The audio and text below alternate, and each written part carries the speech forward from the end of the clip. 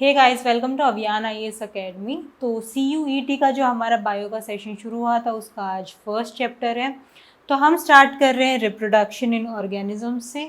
तो reproduction in organisms में आपकी दो चीज़ें आएंगी, asexual mode of reproduction and sexual mode of reproduction.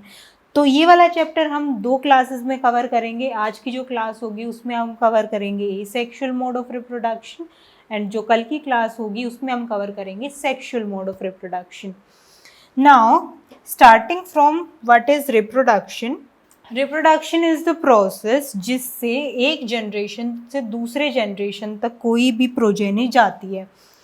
So, it is defined as a biological process in which an organism give rise to young ones similar to itself. Similar to itself क्यों? क्योंकि जब भी fertilisation होता है, मैं specifically sexual reproduction की बात कर रही हूँ। अगर सेक्सुअल रिप्रोडक्शन की बात कर रहे हैं तो उसमें एक फर्टिलाइजेशन की प्रोसेस होती है, उसके बाद फर्दर प्रोसेस कंटिन्यू होती है। और अगर ये सेक्सुअल रिप्रोडक्शन भी होती है तो जो पेरेंट होता है उसी के सिमिलर उसका ऑफस्प्रिंग होता है। मीन्स अगर कोई कैट है तो अगर वो किसी को बर्थ देती है वो भी कैट ही होगी। डॉग की जो स्पीसीज है वो डॉग को ही बर्थ देगी। ऐसा नहीं होता है कि वो दूसरी स्पीसीज में ब्रीडिंग करवाई जाती है। सो रिप्रोडक्शन में इसलिए कहा जाता है कि सिमिलर ऑफस्प्रिंग्स आपके होते हैं। अगर एसेक्सुअल रिप्रोडक्शन की बात की जाए तो उसमें बिल्कुल आइडेंटिकल होते हैं। सेक्सुअल रिप्रोडक्शन की बात की जाए तो उसमें सिबलिंग्स होते हैं, सिमिलर होते हैं, बट बिल्कुल एग्जैक्ट सेम कॉपी नहीं होते हैं। सो reproduction enables the continuity of species generation after generation. Continuity of species, क्योंकि अगर ये कंटिन्यू प्रोसेस नहीं रहेगी तो एक टाइम ऐसा आएगा जब कोई भी ऑर्गेनिज्म नहीं रहेगा। इसलिए ये कंटिन्यू प्रोसेस होती है। जैसे हम ह्यूमंस की बात करें तो हमारी भी प्रीवियस जनरेशन थी, उनकी भी प्रीवियस जनरेशन थी, हमारे मम्मी पापा हो गए, उनके हमारे ग्रैंड पेरेंट्स हो गए, देन उनकी पीछे की जनरेशन हो गई। ऐसे ही जो हमारी फ्यूचर जनरेशन होगी वो भी ऐसे ही फर्दर कंटिन्यू करेगी। तो ये जो प्रोसेस है ये हमेशा कंटिन्यू रहती है ताकि एक जनरेशन से दूसरी जनरेशन का जो प्रोसेस है वो चलता रहे। Next, each organism has evolve its own mechanism to multiply and produce offspring. हर एक ऑर्गेनिज्म का एक अपना वे होता है।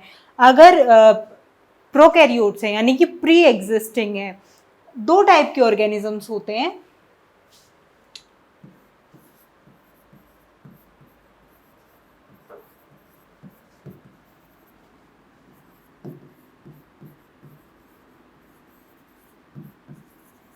जो प्रोकैरियोट्स होते हैं, प्रोकैरियोट्स का मतलब होता है pro means pre existing organisms and eukaryotes, you का मतलब होता है newly existing organism.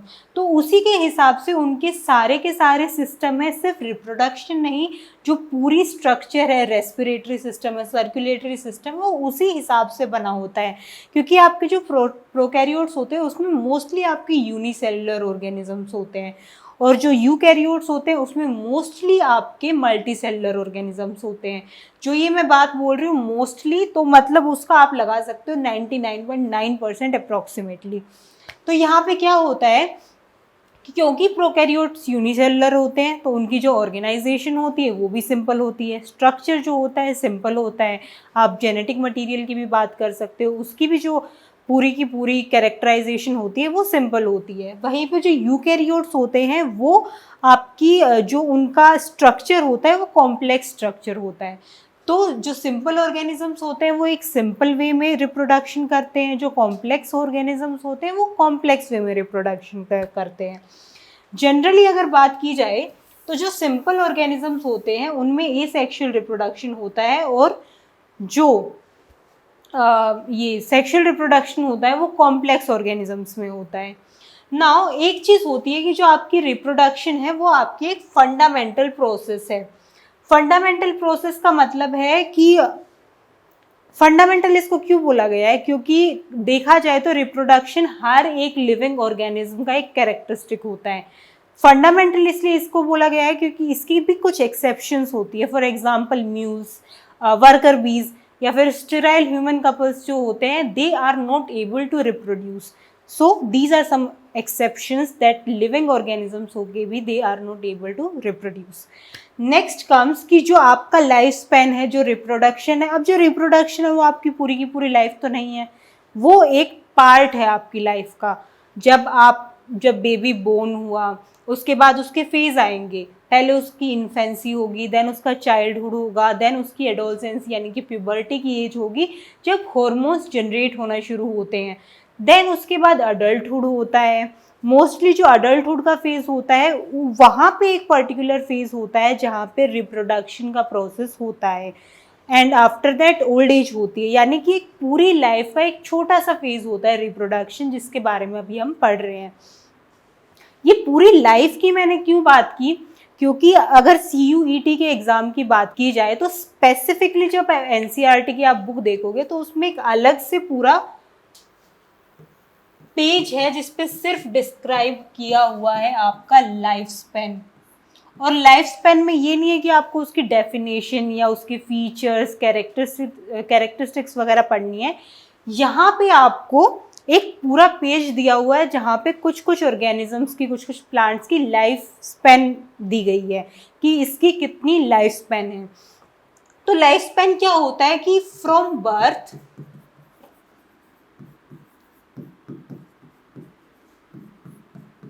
Till natural death,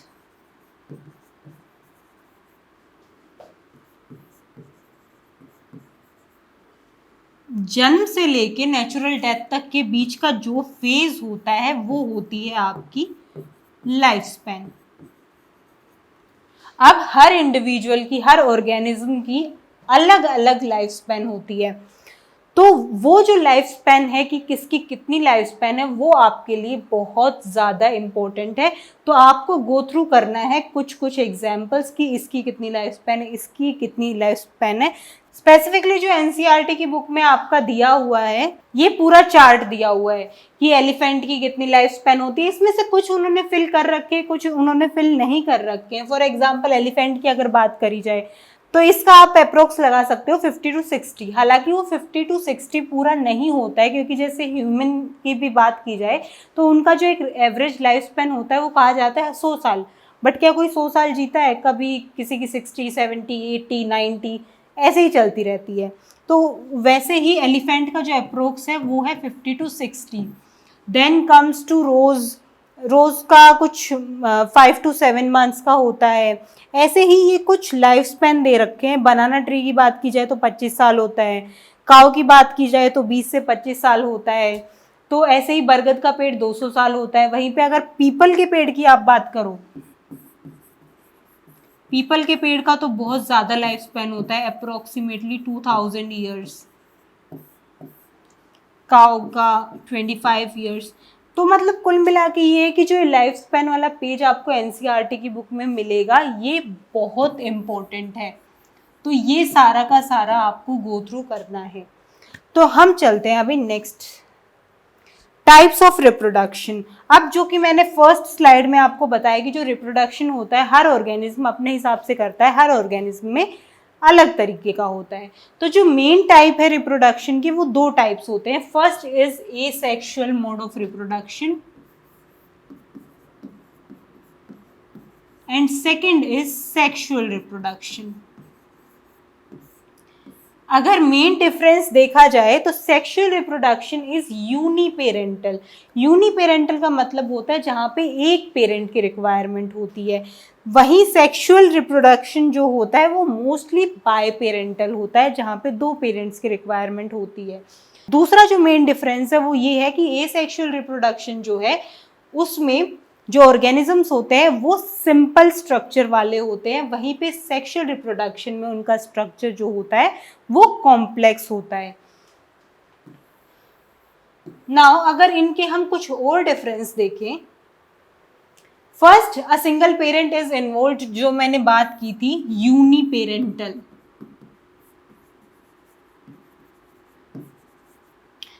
to parents, a male and a female, यानी कि अगर आप ह्यूमंस की भी बात करते हो तो एक फीमेल होती है, एक मेल होता है। देन जब जाइगोट फॉर्मेशन नहीं, सॉरी, जब गैमेट फॉर्मेशन होती है तो गैमेट फॉर्मेशन होने के बाद फर्टिलाइजेशन होती है, तो इसमें 2 पेरेंट्स की रिक्वायरमेंट होती है। नेक्स्ट, नो फॉर्मेशन और फ्यूजन ऑफ गैमेट्स। गैमेट्स का कोई भी फ्यूजन नहीं होता है, ये भी बहुत इंपॉर्टेंट पॉइंट है। एसेक्सुअल रिप्रोडक्शन में कभी भी गैमेट का फॉर्मेशन नहीं होता है। गैमेट फॉर्मेशन जो होता है वो सेक्सुअल रिप्रोडक्शन में होता है। अब बात आती है कि गैमेट प्रोडक्शन होता क्या है। तो आप, क्योंकि हायर ऑर्गेनिजम्स की हम बात कर रहे हैं, गैमेट फॉर्मेशन हायर ऑर्गेनिजम्स में ही होती है, तो हम होते हैं डिप्लॉयड।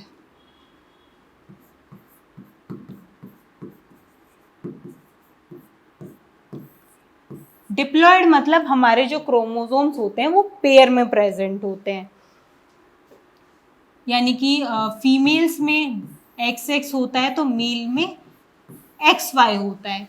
तो जो फर्स्ट स्टेप होता है गैमेट फॉर्मेशन का, उसमें क्या होता है कि ये जो है ये डिवाइड करता है आपका 4 सेल्स में। सेम वैसे ही फीमेल अगर 4 में कर रहा है तो जो मेल है वो भी गैमेट फॉर्मेशन के टाइम पे 4 में डिवाइड करेगा। अब ये दोनों का जो डिवाइड करते हैं तो ये डिवाइड होते हैं यहाँ पे, अगर ये डिप्लॉयड थे तो यहाँ पे ये सारे के सारे हैप्लॉयड होंगे, X X X। तो दिस इज गैमेट फॉर्मेशन, और ये जो प्रोसेस होती है ये सिर्फ सेक्सुअल रिप्रोडक्शन में होती है, तो ये पॉइंट आपको याद रखना है।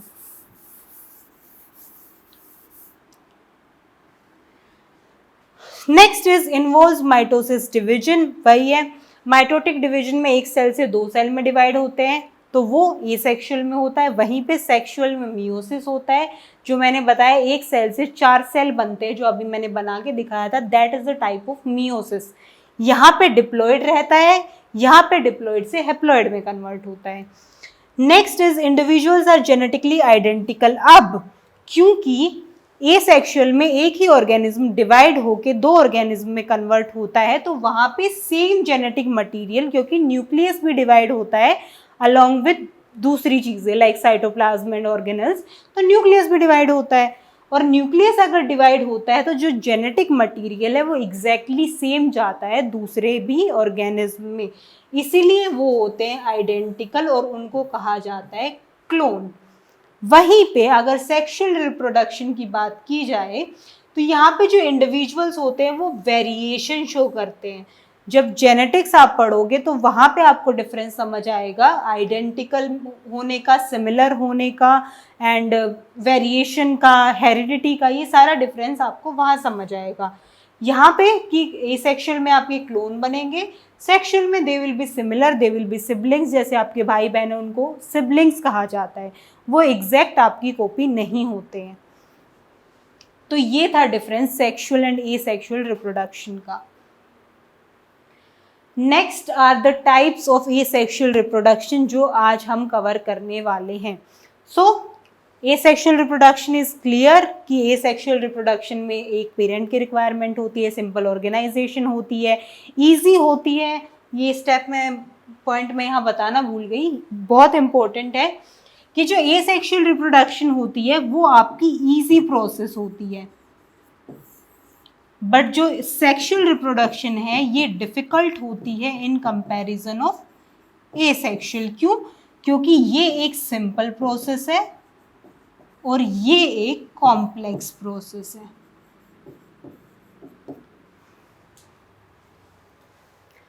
तो कम्स टू एसेक्सुअल रिप्रोडक्शन, तो एसेक्सुअल रिप्रोडक्शन के कुछ टाइप्स हैं, binary fission, multiple fission, budding, fragmentation, sporulation, vegetative propagation. अब यहाँ पे जो वेजिटेटिव प्रोपगेशन है, इन सबको कवर करने के बाद लास्ट में हम कवर करेंगे वेजिटेटिव प्रोपगेशन। अब जो वेजिटेटिव प्रोपगेशन है, यहाँ पे जो नेचुरल वाला है हमारा रूट, स्टेम और लीफ, इनके हमें एग्जाम्पल्स याद करने हैं। ये वाला जो आर्टिफिशियल वाला है, cutting, grafting, layering, tissue culture, ये प्रोसेस कैसे होती है, कैसे काट के उसको लगाया जाता है, ग्राफ्टिंग में क्या होता है, लेयरिंग में क्या होता है, ये हमारे यूज का नहीं है अभी। तो हम करते हैं स्टार्ट बाइनरी फिशन से। अब बाइनरी का मतलब होता है 2। तो जहां पे एक ऑर्गेनिज्म टूट के 2 ऑफस्प्रिंग में डिवाइड होता है वो होता है आपका बाइनरी फिशन। अब जो बाइनरी फिशन है ये होता है 3 टाइप का। सबसे पहला जो ये वाला डायग्राम आपको शो कर रहा है, this is the diagram of amoeba. ये होता है आपका सिंपल बाइनरी फिशन। इसमें क्या होगा, इसमें जो अमीबा यानी कि जो आपका पेरेंट सेल है उसका डिवीजन स्टार्ट होगा। डिवीजन जब स्टार्ट हो रहा है, यहाँ पे जितना भी मटेरियल है साइटोप्लाज्म का वो भी डिवाइड हो रहा है, साथ में जो आपका न्यूक्लियस है वो भी डिवाइड हो रहा है, और लास्ट में जाके जब 2 में ये डिवाइड होता है इनको कहा जाता है daughter cells, which is also very very important कि जब अमीबा डिवाइड करता है और जो नए ऑफस्प्रिंग बनते हैं तो उनको क्या कहा जाता है। ये था पहला टाइप आपका बाइनरी फिशन का, that is simple binary fission जो आपका अमीबा में होता है। अब नेक्स्ट पे अगर आप आते हो तो second type is longitudinal. Second is longitudinal binary fission, जिसका आपका एग्जाम्पल है यूग्लिना। जितना भी हम ये सेक्सुअल रिप्रोडक्शन पढ़ रहे हैं उसमें सबसे इंपॉर्टेंट चीज ये है कि कौन से टाइप का कौन सा एग्जाम्पल है, या तो वो पूछ सकते हैं कि कौन से ऑर्गेनिज्म में, फॉर एग्जाम्पल उन्होंने दे दिया हाइड्रा में इनमें से कौन सा मोड ऑफ एसेक्सुअल रिप्रोडक्शन होता है, या फिर उल्टा हो सकता है कि कुछ एग्जाम्पल्स दे दी और उनमें से कि इनका कौन सा मोड है, तो उसमें से कोई भी चीज़ वो कर सकते हैं। तो हर एक मोड ऑफ रिप्रोडक्शन का नाम साथ में मोस्ट इंपॉर्टेंट उनके एग्जाम्पल्स आपको याद होने चाहिए। So longitudinal is euglena. तो as per the name longitudinal, यहाँ पे जो आप डायग्राम में देखोगे यूग्लिना कहाँ से डिवाइड कर रहा है, on the basis of longitudinal. तो ये था सेकेंड टाइप आपका बाइनरी फिशन का। Third which is the last type of binary fission is transverse.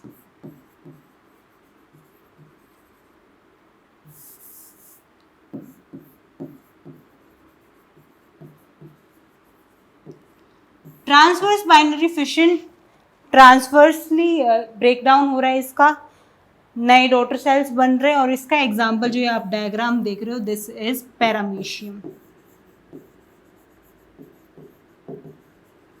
So binary fission clear, break down होकर 2 इंडिविजुअल में कन्वर्ट होगा, 3 टाइप का होगा, simple binary fission, longitudinal binary fission and transverse binary fission.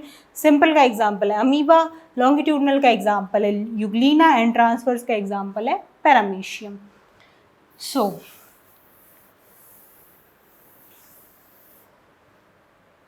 और एक और बहुत बहुत इम्पोर्टेंट बात कि जो एसेक्सुअल रिप्रोडक्शन है वो हमेशा ही फेवरेबल कंडीशन में होता है, उसके लिए हमेशा फेवरेबल कंडीशन रहेगी।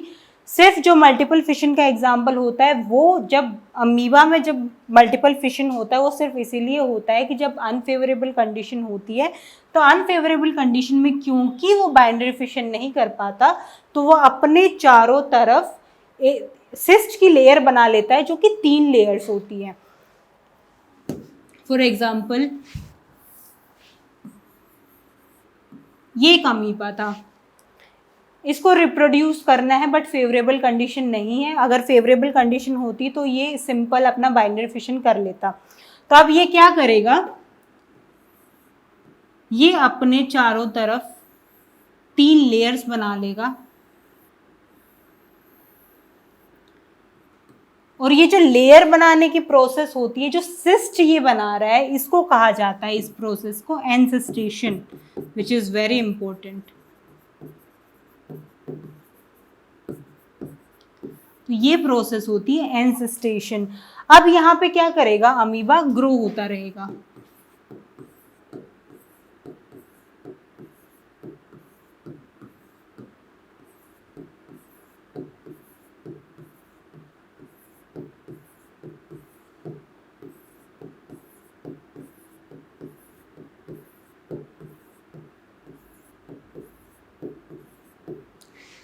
बाइनरी फिशन में 1 से 2 बने थे, मल्टीपल फिशन में ये बहुत सारे सिस्ट के अंदर जो है ग्रो हो गए। जब तक अनफेवरेबल कंडीशन है ये सिस्ट के अंदर रहेंगे, जैसे ही फेवरेबल कंडीशन आएगी ये जो सिस्ट की लेयर है इसको ब्रेक डाउन करके ये सारे के सारे जो अमीबा ये बाहर निकल जाएंगे। मतलब एक अमीबा से बहुत सारे अमीबा का reproduction. So this is multiple fission. जितनी भी एसेक्सुअल रिप्रोडक्शन है वो सारी की सारी फेवरेबल कंडीशन में होती है एक्सेप्ट द मल्टीपल फिशन। उसमें भी सिस्ट बनेगा अनफेवरेबल कंडीशन में, बट जो ब्रेक डाउन होगा वो फेवरेबल कंडीशन में ही होगा। Next is budding. जो बडिंग होता है, बडिंग के एग्जाम्पल, सबसे पहले तो बडिंग होता क्या है कि जो अगर आप एग्जाम्पल की बात लेते हो हाइड्रा एंड ईस्ट में होता है आपका बडिंग।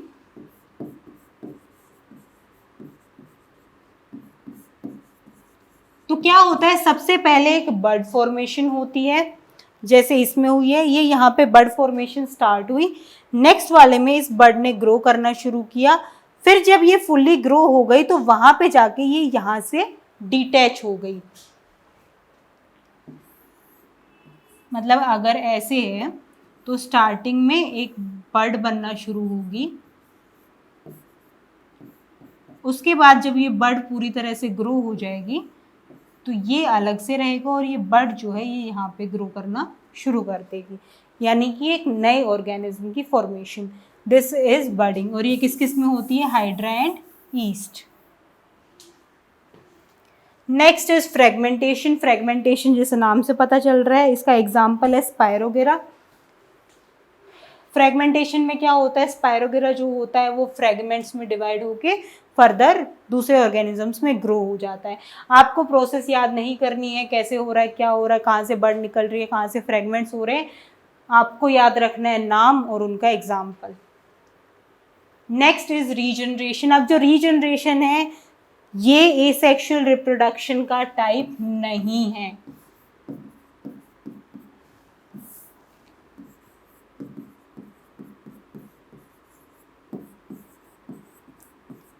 ये एसेक्सुअल रिप्रोडक्शन में नहीं आता। ये मैंने यहाँ क्यों डाला, इसका सिर्फ एक रीज़न है, to tell you the difference between fragmentation and regeneration. Fragmentation में एक फ्रेगमेंट जो होता है वो टूट के फर्दर एक ऑर्गेनिज्म में डिवाइड हो जाता है, बट रीजनरेशन में वो दूसरा ऑर्गेनिज्म नहीं बना सकता है। सिर्फ वो जो पार्ट है, फॉर एग्जांपल अगर आप नेल कट करते हो आपका नेल दोबारा से रीजनरेट हो जाता है। छिपकली की अगर टेल कट हो जाती है तो टेल से छिपकली नहीं बन सकती, पर छिपकली की जो टेल है वो दोबारा से रीजनरेट कर सकती है। दैट्स वाई कि फ्रेगमेंटेशन और रीजनरेशन में क्या डिफरेंस होता है उसके लिए पीपीटी मैंने यहाँ पे डाली है। Next is vegetative propagation. Vegetative propagation जो है आपके दो टाइप का होता है, first is natural, second is artificial.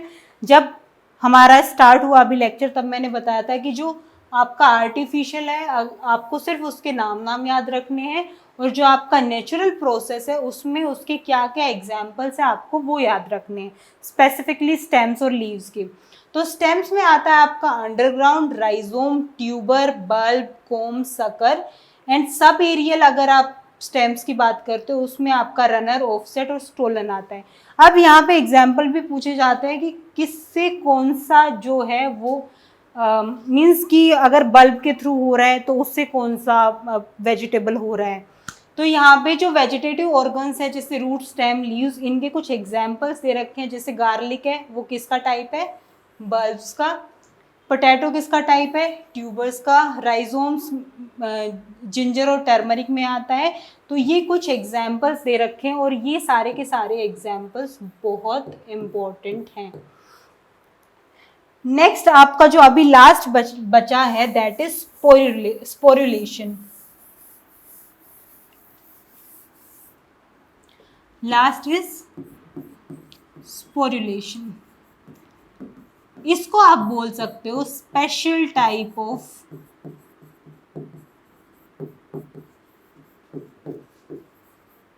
Spore formation.